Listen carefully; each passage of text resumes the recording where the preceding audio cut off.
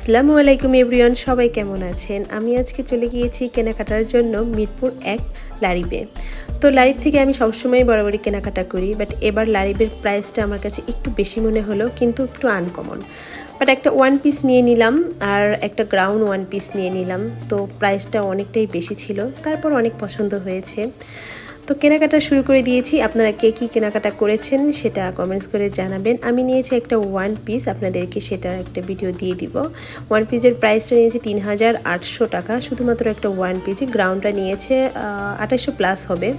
তো যাই হোক, আমার খুবই পছন্দ হয়েছে, আমার কাছে খুবই ভালো লেগেছে। কেনাকাটার প্রাইসটা বেশি হলেও নিজের মন মতো কেনাকাটা করতে পেরেছি। এখন তৈরিও কেনাকাটা শেষ হয়নি, আপনাদের এই কেনাকাটা নিয়ে একটা ভিডিও করব। আপনারা ভালো করেই জানেন যে শোরুমের ভিতরে ভিডিও করাটা আসলে সম্ভব না, ওনারা ভিডিও করতে দিতে চায় না। কিরে, কেনাকাটা তো কম করলি না। আর আপনারা কী কী কেনাকাটা করেছেন সেটাও আমাকে কমেন্টস করে বলবেন।